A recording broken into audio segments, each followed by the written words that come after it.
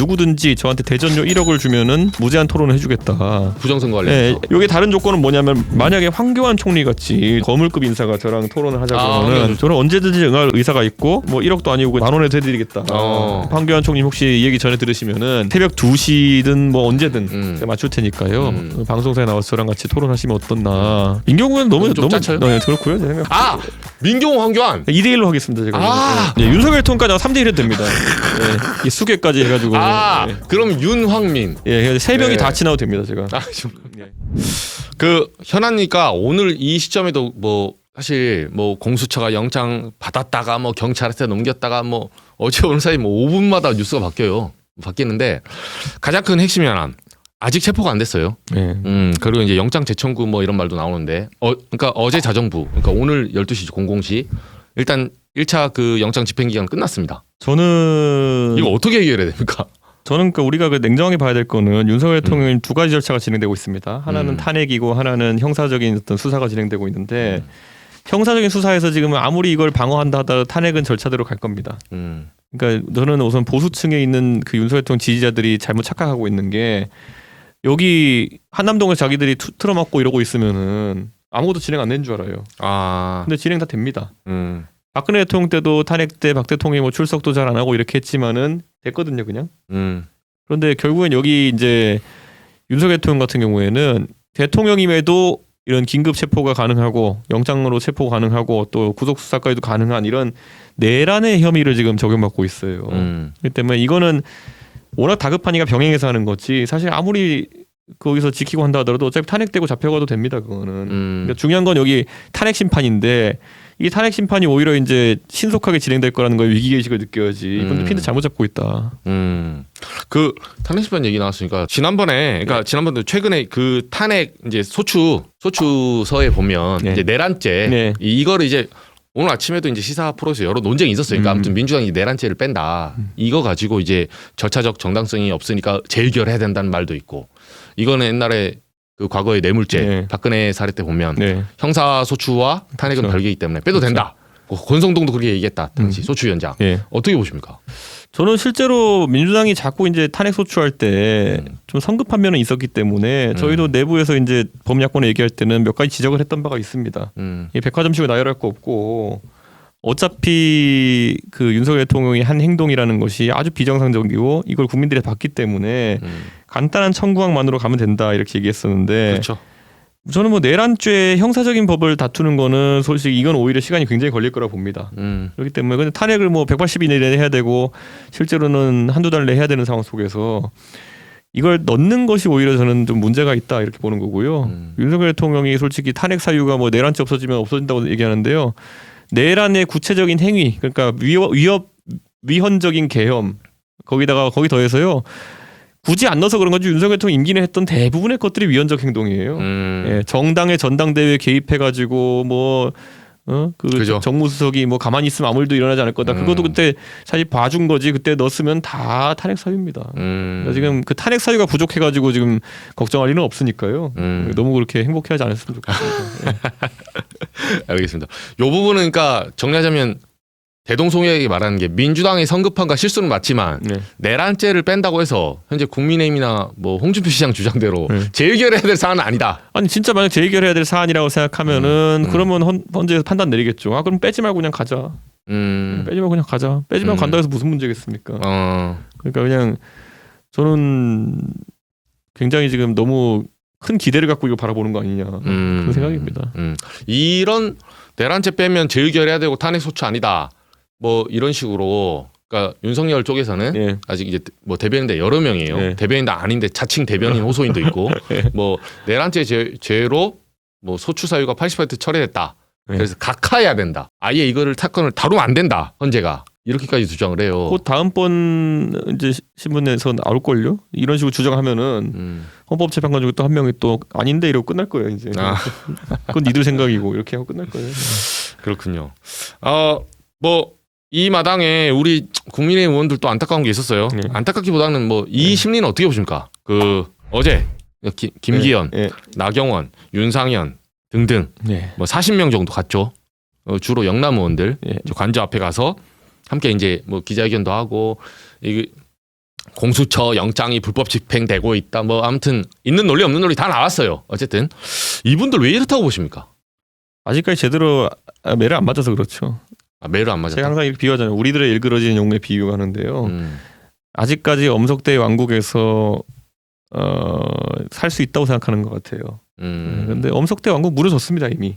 네, 그렇기 때문에 엄석대 무너지고 나가지고 이제 국민들이 담임 선생님을 세워가지고 이제 혼낼 거거든요. 근데 거기에 같이 계속 엄석대의 팀으로 묶여가지고 있을 건지는 저는 굳이 그걸 또 맞아봐야 아느냐 네, 그런 생각입니다. 요건 어떻게 보세요? 그 지금 근데 이 부정선거론 있잖아요. 네. 이게 잊을만 하면 나오고 이번에도 보면 계속 잊을만 나. 이게 왜 계속 나온다? 이걸 이용하는 사람이 있는 거예요? 믿는 사람이 있다고? 그러니까 보시죠? 몇 가지가 있어요. 그러니까 계속 같이 떠들면은 그게 사실이 된다라는 착각에 계속 떠들고 있는데 예를 들어서 왜 수사하자는 걸 막느냐? 그렇죠. 네. 왜 선관위를 네. 그 영장 집행해서 네. 압수하자는 걸 왜 막냐? 근데 수사는 이미 할 만큼 했어요. 대법원 판결이 네, 나왔죠. 대법원 판결이 나왔고 선거 무효성이 120건까지 제기됐는데 다 망상이고 두 번째는 자기들이 용어를 만들어요. 뭐 형상 기억 종이를 쓴다고 무슨 그죠. 그렇다고 예, 굽혔다가 피면 다시 형상 기억 종이를 선관위 썼다라고 하는데 형상 기억 종이가 어디냐 갖고 와봐라 뭐 이러는데요. 이거 사실 내용을 살펴보면 뭐냐면은 선관위 세명 영상에서 이 굉장히 접지성이 좋은 잘 접히고 잘 펴지는 그런 특수용지를 사용한다. 왜냐 자동 재기 표기 개지 표기를 쓰기 때문에 거기 걸리고 이러면 안 되기 때문에 최대한 잘 접히고 잘 펴지는 걸 우리가 써야 된다. 그래서 이게 뭐냐면은 그 무림재지랑 영풍재지인가요? 어디 두 군데 입찰할 때 입찰 조건이에요. 잘 접히고 잘 펴지는 종이를 디테일하시네요. 해야 된다는데 이거를 가지고 뭐 주름이 남지 않은 형상기억종이라는 표현을 썼다는 형상기억종이라는 말을 선관위가 쓰지 않아요. 저도 많이 봤어요. 페북에 많이 돌아다니잖아요. 이거 자기들이 만들어낸 말고 자기들이 만들어낸 말 해명하라고 하고 있는 거예요. 이게 되게 황당한 거죠. 그다음에 우리 잘하는 거 뭐 어떻게 해가지고 왜 사전 투표와 본 투표의 샘플이 충분히 큰데 왜 투표 성향이 다르게 나오냐? 왜 민주당이 이렇게 빅 넘버인데 어떻게 이렇게 성향이 다를 수 있느냐?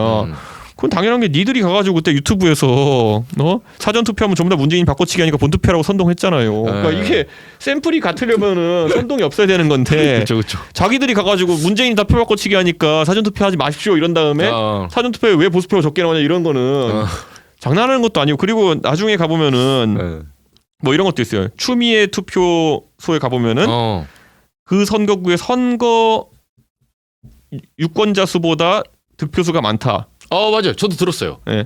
그러니까 전체 유권자는 15만 명인데 아니 전체 어떤 동에 전체 유권자가 뭐 6천 명인데 6천 뭐 6,500표가 들어왔다 뭐 이런 거예요. 그죠. 근데 이건 왜 그러냐면요. 사전 투표 한 번만 해볼 수 있으면 알 수 있는 게 뭐냐면 사전 투표소는 당신네 동에 안 가도 돼요. 그치. 그러니까 우리도 예를 들어 동탄 4동부터 동탄 9동까지 있지만요. 동탄 4동이 동탄역, 동탄 6동이 동탄역 근교라 가지고 동탄 4동, 6동이 많이 나와요. 동탄 9동은 저희 동탄의 가장 먼 제가 살고 있는 그쪽이기 때문에 그 출퇴근하기도 편하고 유동인구 많은 곳이 동탄 4, 6동이기 때문에 동탄 9동 주민도 동탄 4동 가서 투표하는 거예요. 보통 역에서 투표를 많이 하고 이동하니까. 역 가까운 주민센터 투표 많이 하겠죠. 그러니까 맞아요. 저는 이런 것처럼 이거는 들여다보면 다 말이 그냥 쉽게 해명되는 건데 이런 거잖아요. 보면은 원래 보수 진영의 음모론들 보통 퍼뜨릴 때 어떻게 되냐면요, 막 카톡방 이상을 돌려요.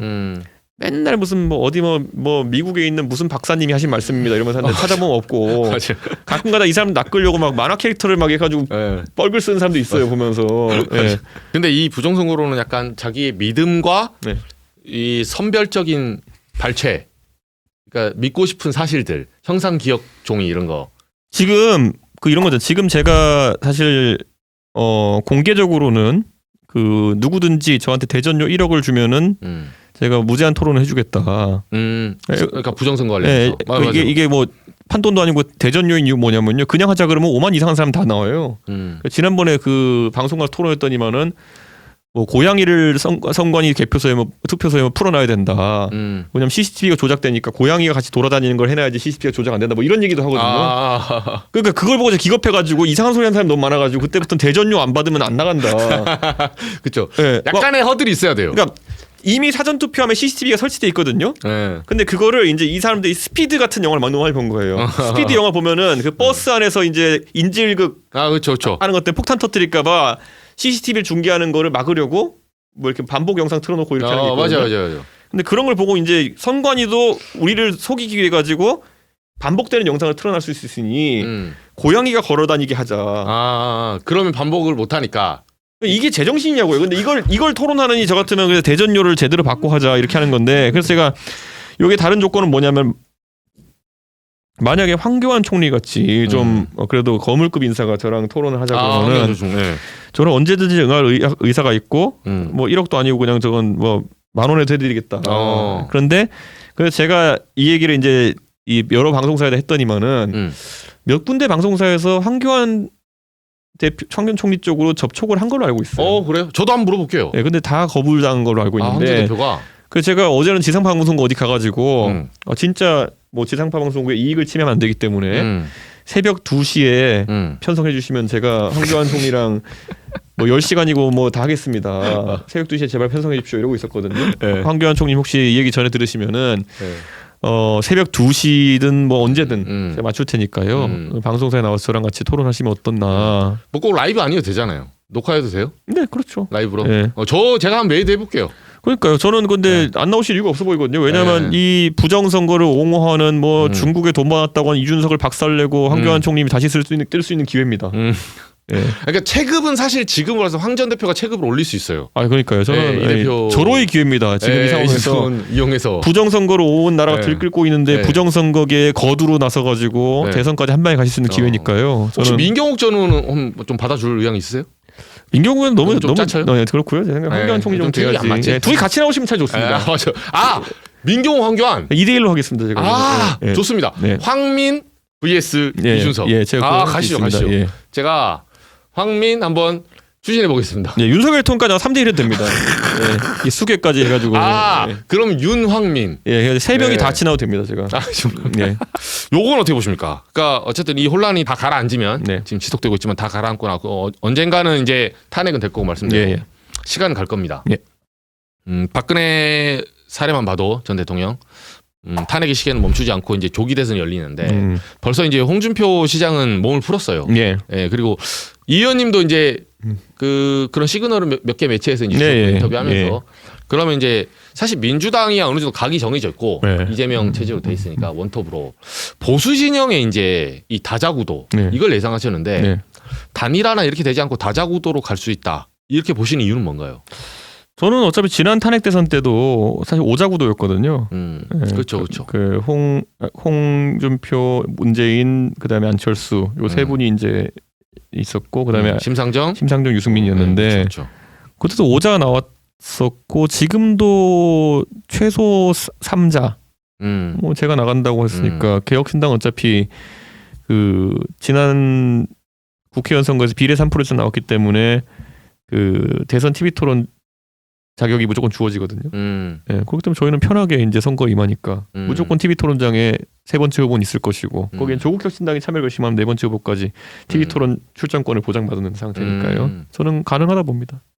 최소 3자 구도는 된다. 네, 그렇죠. 그러면 뭐 민주당 이러면 이재명 후보라고 치고 뭐 국민의힘이 안 정했지만 이제 지금 제일 높은 거는 뭐 오세훈, 홍준표 시장 두 분인데 그 두 분 중에 뭐 경선에서 나오시는 어쨌든 간에 하고. 그러면 세 번째는 이준석 의원님은 지금 이제 만 40세 곧 3월 30일인가요? 만 40세가 되고 그러면 헌법상 최연소. 그냥 우리 헌법은 40세 이상 되니까 더 이상 젊을 수가 없습니다. 천하람 출마 불가입니다. 저는 지금 같이 가면 그냥 거의 무조건 출마할 것 같은 상황이죠. 출마하신다? 네, 저는 출마를 부인할 이유가 없는 상황이고 국민의힘 있는 사람들이야 뭐 결심제부터 시작해가지고 뭐 대통령이 무슨 뭐 살아올 건데 왜 이제 출마 선언 이런 욕 먹겠지만은 저는 대통령의 탄핵을 확신하고 그렇기 때문에 그냥 자신 있게 얘기합니다. 그 조기 대선을 하게 되면 이제 한동훈 전 대표 이 나올 것 같아요. 이제 전망으로 봤을 때는 이준석 의원님 보시기에도 한동훈 전 대표 나온다 대선? 저는 한동훈 대표는 좋은 의미에서 한 박자 빠른 게 아니라 못 기다려서 계속 이제 한 박자 빠르게 복귀를 하는 것 같아요. 안 달랐다. 비대위원장 끝나고 솔직히 아무 실속 없는 당대표 하려다가 이제 이렇게 된 것도 마찬가지고 그때 저를 포함한 많은 사람들이 그냥 선의의 조언으로 하면 안 되는 것 같다 했는데 그냥 나왔다가 지금 졸지에 탄핵 맞고 이상한 위치에 간 거 아니에요? 그렇죠. 개헌 맞고 탄핵 맞고. 그것도 그렇고 지금도 나와가지고 뭘 할까가 약간 명확하지 않거든요. 또 그러면 안티 윤석열이야 아니면은 뭐 윤핵관이 되고 싶은 거야 이런 것부터 근본적인 질문이고 어떻게 하려는지 잘 모르겠어요. 이재명 대통령 그러니까 지금 봤을 때 판세는 그러니까 이 판이 이준석 의원이 이제 네. 또 구력이 있으시니까 네. 판은 사실은 개헌판이잖아요. 네. 그러면 야당이 유리한 거고 그 야당은 제1야당이 유리한 거고 이재명 대통령 가능성 얼마나 보십니까? 너무 고개를 빳빳하게 들었어요. 네. 사실 이재명 대표가 크게 뭐 이번 판에서 말실수를 했다라기보다는 이재명 대표를 둘러싼 민주당 전체 분위기가 너무 몰아쳤어요. 막 탄핵 이렇게 하고. 그러니까 저는 제가 검사 탄핵할 때 당신들 왜 그러냐 이런 얘기를 하기도 했고 실제로 저희는 그래서 반대표를 던졌고 거기에 더해서 지금 이런 탄핵을 절차로 왜 빨리 가져가게 하려면요. 기본적인 전략이 뭐가 되냐면은 그래 수개만 잡으러 간다. 니들은 불면은 살려줄게가 돼야지만이 이게 빨리 가는 거거든요. 그죠. 근데 지금 5만 대다가 내란 공범이란 딱지를 붙여가지고 지금 글쎄요 저는 굉장히 일부러 센 저항을 받고 있다. 역으로 뭉치게 하는구나. 그렇죠. 우선 탄핵 수계라고 탄핵 계엄 그 수계라고 생각하면은 내란 수계라고 생각한다면 진짜 윤석열 대통령을 어떻게 먼저 보낸 다음에 그 다음에 이제 그렇죠. 나머지를 확장해 나가야 되는데 그렇죠. 저는 이게 이제 과도한 근자감 올 거다. 있지 않았냐 생각하고 저는 그거에 대한 반작용은 일정 부분 있을 수밖에 없다. 그러니까 그리고 이재명 대표가 제가 처음에 이제 쓰레기차냐 아니면 분뇨차냐 이렇게 얘기해가지고 얘기했는데 그 자신감이 진짜 있는 사람이면요. 탄핵 빨리 진행해라. 나도 그리고 나 거리길 거 없으니까 선거법 제발 빨리 진행하자. 이런 식으로 자신감 있는 모습 보여줘야 되는데 둘 다 더맨더머도 아니고 그 윤석열 대통령은 뭐 소통하려고 뭐 청와대 시대 끝내고 용산 시대 갔다 그러더니만 관저에서 철조망 치고 앉아 있고. 네, 공성전 들어갔죠. 그 윤형 철조망을 치는 건 난 상상 이상의 저러다 이제 전기담장까지 치겠어요 이러다가. 네, 오늘 아침에 치고 있더라고요. 진짜 전기담장 칠 것 같아. 그러니까 그 철조망에다 옆에 그냥 대단한 것도 220V 꽂아놓을 것 같아 진짜 이제 보니까요. 그러니까 아니 트럼프처럼 장벽 쌓을 수도 있어요. 그러곤 나물 인간이에요. 네, 이제 공구리 치는 거죠. 저는 그냥 진짜 220V 콘센트 꽂아놓고 그냥 네. 옆에 고양이 위험해지게 다들 그럴 것 같고 저는 그런 것만 봐도 근데 이재명 대표도 얼마나 추해요. 저 이재명 대표가 그 송달을 안 받아가지고 사실 이재명 대표 집이 어딘지 다 알거든요 사람들이. 그렇죠. 그리고 의원회관 사무실 몇 톤이 다 알거든요. 송달을 안 받아가지고 국선 변호인을 서임하는 사태가 일어났다. 돈도 많고 변호사들이랑 평소에 가까이 지내셔가지고 새로 공천도 많이 주신 분이 변호사들한테 저는 이거는 더맨더머고 그 바보 행색을 해서라도 대통령이 되면 내가 잘 될 거야라고 생각하는 걸지는 모르겠지만 우리가 지금 반헌법적인 행동을 한 윤석열 대통령을 빨리 끌어내려야 된다는 얘기를 하는 상황 속에서 대통령의 불소추 특권이라고 하는 것은 대통령이 통치 행위하면서 뭐 자잘한 거로 계속 고소고발해가 조사받고 이러면 안 되니까 불소추 특권 넣는 거지 직을 얻기 전에 해놓은 사고들을 방탄해주는 얘기 아니거든요. 그렇죠. 그러니까 이제 이런 거 84조 항에 대한 것들도 이거를 방탄으로 쓰는 거잖아요. 예전엔 불체포 특권을 방탄으로 썼고 이제는 대통령의 그런 형사불소추 특권을 쓰겠다는 건데 이것도 반헌법적인 발상입니다. 왜냐하면 헌법의 취지가 그게 아니거든요. 그러니까 저는 무슨 차가고 무슨 차 간다 이런 소리 안 들으시려면은 이런 거 하시면 안 된다. 그러면 결론적으로는 조금 그 가능성을 낮게 보시네요. 이대로 이렇게 오만하면 그러니까 모양도 안 좋잖아요. 저 옛날에 저한테 뭐 성상납이니 뭐 이상한 거 걸었을 때도 저는 그때 맨날 수사기관에서 했더니 뭐 빨리 좀 수사해달라 빨리 끝내자. 이게 뭐냐 진짜 이게. 저는 자신 있게 그렇게 얘기했는데 이분들은 지금 어떻게 하면은 좀 피해갈까 하루라도 더 피해갈까 이래가지고 철조망 치고 지금 뭐 국선 변호인 지금 하고 있고 이런 거잖아요. 저는 근데 이재명 대표는 이런 식으로 가면은 굉장히 안 좋은 모습으로 선거에 임하게 될 거다. 그런 생각입니다. 알겠습니다. 그 대선에서 안 나면 만약에 1대1 구도가 뭐 1대1까지는 아니고 3자 구도로 쳐볼게요. 예를 들면 현실적으로 제가 이제 그냥 사람들이 여론조사상 이제 가장 높은 그걸 봤을 때 이재명 민주당 뭐 후보, 국민의힘 홍준표 후보, 개혁신당 이준석 후보님 딱 3개 붙었어요. 3명 예를 들면 그 토론 때 3자 구도 이제 티키타카 하잖아요. 뭐 어떻게 공약을 된다고 보십니까? 저는 우리 국민들이 지금 여유가 그렇게 없다는 생각을 합니다. 여유가 지금 없다. 이제 소상공인의 어쨌든 삶이라는 것 그리고 경기도 일대 이런 데 가보면요. 상업용 부동산 지금 공실 문제도 되게 심각하고요. 난리 났습니다. 이런 것들을 어떻게 이재명 대표가 해법을 제시하냐. 근데 맨날 보면 지역화폐밖에 없어요. 쿠폰. 근데 지역화폐는요. 냉정하게 이게 좀 정책 설계가 이상한 게 지역화폐 물론 쓰는 사람이 좋다. 근데 좋은 걸 갖고 왜 난리냐 이렇게 하지만요. 지역화폐가 좋은 게 아니라요. 지역화폐를 7%나 10% 싸게 파니까 좋은 거잖아요. 그렇죠. 예, 할인이 있으니까. 그거 외에 뭐 공공성 때문에 좋아하는 사람이 어디 있어요. 그렇죠. 예, 그 지역화폐 때문에 내가 우리 동네에서 물건을 살 수 있게 됐어. 너무 좋아. 짝짝짝 이런 사람은 비정상이죠. 그렇죠. 그런데 대부분 보면은 이거를 충전했으면은 10% 할인해 주네. 그러니까 국가에서 난 10% 할인 이벤트를 하는 거네. 국가는 지자체에서 하는 거네. 이런 거잖아요. 근데 이거는 이렇게 하느니 차라리 직접적인 소비 진작 정책을 쓰는 게 낫죠. 조세 투입해가지고. 예, 이게 경제학적으로 봐도 이런 지원할 거면은 직접 지원하는 게 낫다. 정말 어려운 소상공인이라는 쪽으로 하는 게 낫다 이런 건데 이분은 이런 걸 자꾸 무슨 경제 살리기 대책인 것처럼 하고 하는 게 되게 안타까운 거거든요. 그거 외에도 보면 뭐 25만 원 지원금 이런 거. 인플레에 대한 우려 이런 거 하나도 없는 거예요. 옛날에 우리 코로나 때 재난지원금 뭐 가족당 100만 원씩 안 해봤습니까? 그렇죠. 했을 때 그러면은 내가 오늘 소고기 사 먹고 안 바꾸던 안경 바꾸고 이렇게 좋다고 생각할 수도 있겠지만은 그러고 났더니만은 1, 2년 지났더니만 돈이 너무 많이 풀려가지고 부동산이 급등하고 내 그 월세가 오르고 전세값이 오르면 그렇죠. 내가 100만 원 받고 전세값 1억 올려주면 내가 네트로 플러스인가? 그러니까 우리 국민들도 이제 해보면 아는 거예요. 근데 이재명 대표의 정책 중에서 그런 게 상당히 많다. 이게 되게 안타깝고. 우리 경제 민도가 이제 그렇게 낮지 않습니다. 저는 이거 되게 심각하게 저는 지적받았는데 예전에 보면은 이재명 대표 지지자들이 만들어 놓은 그림 보면은 돈 한 푼 안 들이고 경제를 살리는 법 뭐 이런 거 막 그림 뿌리거든요. 일종의 그 내수 경제. 무한동력 같은 거 하겠다는 건데 그게 뭐냐면 그냥 그림이 아니 그런 것도 아니야. 그림이 간단해. 뭐 호텔을 10만 원 주고 예약해가지고 그죠. 이 10만 원으로 뭐 침대를 사고 뭘 사고 한 다음에 그러면은 나중에 호텔 예약을 취소하면은 돈은 하나도 들어간 게 없는데 경제는 살아났습니다. 이게 뭐 이재명 경제라는 식으로 얘기했는데. 정확하게 이렇게 호텔은 망했죠. 호텔은 예약을 받아가지고 10만 원 받아가지고 썼는데 예약이 취소되면 망한 거죠. 그거는. 네. 그 호텔에 어음은 누가 줍니까? 그러니까 이게 말이 된다고 생각해서 돌리는 건지 모르겠는데, 그러니까 이게 저는 너무 어이가 없어가지고. 그냥 궁금한 건데 이 의원님 봤을 때 이재명 대표는 확신범입니까? 아니면 일부러 이런다고 봅니까? 어떻게 보세요? 그러니까 지역 화폐도 뭐 그런 경제적 논리 알고 이런다, 모르고 이런다. 저는 이제 이재명 대표도 정치적 원숙기에 들어갔기 때문에. 여기서 새로운 걸 꺼내가지고 내가 이거를 계속 국민들 설득하기엔 시간이 없는 거예요. 단판 승부에서 해야 되는 거고 부르던 노래 그냥 계속 마지막 곡 부르고 간다 이런 느낌인 거거든요. 근데 이 노래가 이미 좀 이상한 노래가 돼버렸어요. 그러니까 원래 보통 경제 정책 할 때는 그 물가냐 아니면은 경기냐, 물가냐 실업이냐 몇 가지 이제 그 동시에 잡기 어려운 목표들이 있어요. 그렇죠. 그럼 지금 상황에서 물가 관리에 실패하게 되는 순간.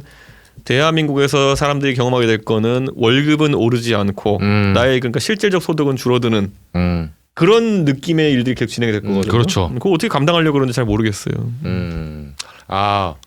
확신범이다. 그러니까 이런 거죠.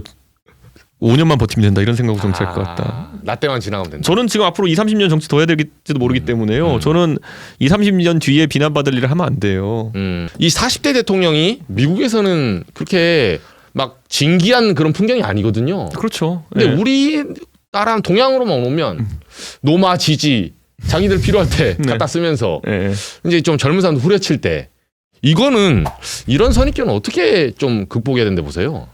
저는 대한민국에서 사실 그 정치에서 그렇게 뭐 원숙기에 있는 사람 뽑아가지고 잘 된 적이 있나라는 걸 한번 짚어보고 싶어요. 다들 이런 얘기하잖아요. 그 젊은 사람들이 항상 인터넷에 올리면서 참 한탄하는 게 요즘 예를 들어 글로벌 CEO 우리나라에 있는 글로벌 기업들 CEO들 같은 경우에는 해외 회의 같은 데 가면은 그게 영어를 잘하고 못하고 이런 문제가 아니에요. 국제적으로 컨퍼런스도 가고 이러면서 그런 문화에 적응해 가고 있거든요.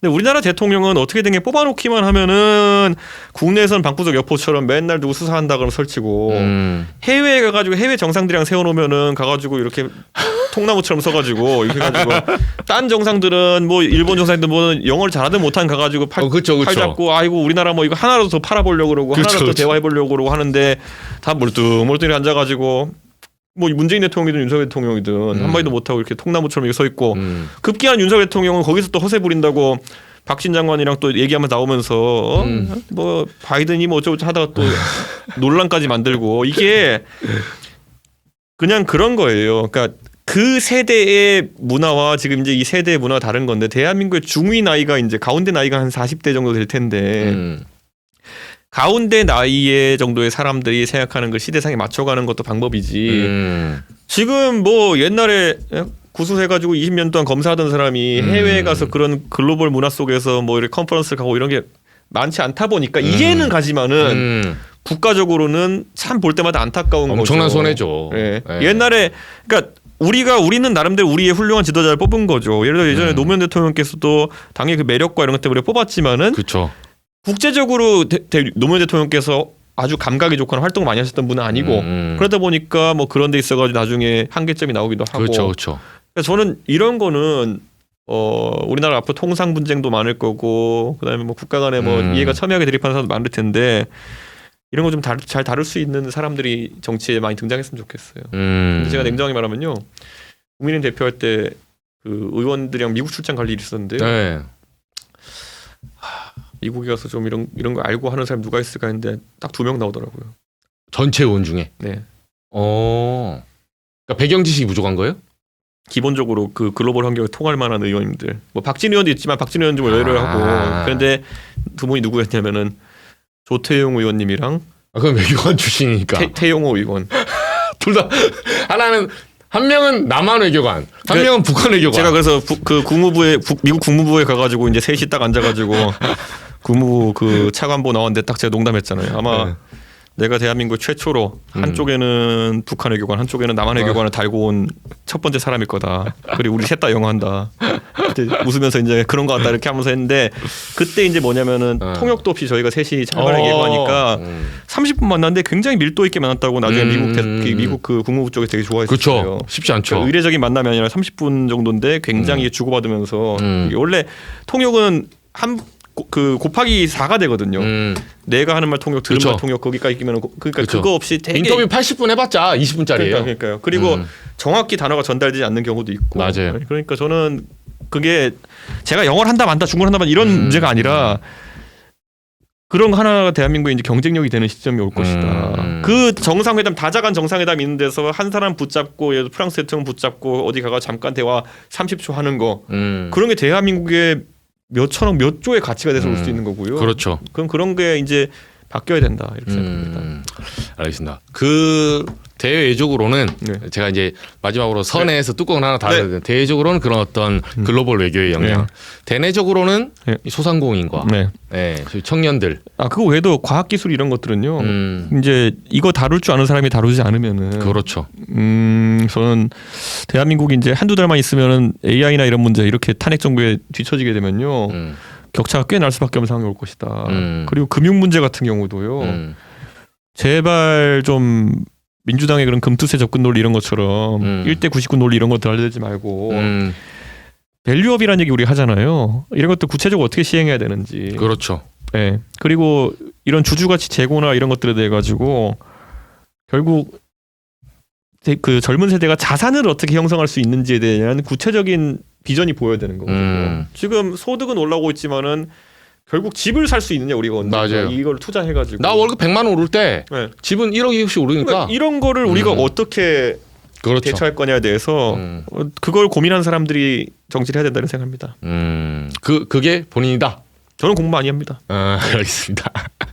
아니, 저도 그렇게 느끼고 있습니다. 아무튼 우리 의원님 아무튼 조기 대선 출마는 이미 선언하셨고, 저희 어쨌든 지금 이 혼란이 좀 정돈돼야 되고, 이게 좀 정돈된 다음에 가장 빠른 시간 안에 정리를 하고 지금 우리나라의 수장이 다시 올라와서 예측 가능성을 보여줘야 경제가 빨리 안정된다고 하더라고요. 그렇죠. 네, 그 부분까지 포함해서 아무튼 이게 좀 장기 공성전이 들어갔어요 지금 한남동이. 진짜. 이 게임 안 끝납니다. 삼국지 조조전인데 안 끝납니다 지금. 국민과 소통하기 위해서 용산으로 갑니다 해놓고는 자기 집에 철조망 치는 그런 사람은 저는 이해가 안 갑니다. 진짜. 네, 알겠습니다. 이 공성전을 저희가 빨리 끝내고 끌어낸 다음에 세 판 짤 때 중간중간 또 여러 이슈가 있을 거예요. 저희가 또 귀한 시간 한번 모시겠습니다. 감사합니다. 오늘 여기까지 하겠습니다. 감사합니다.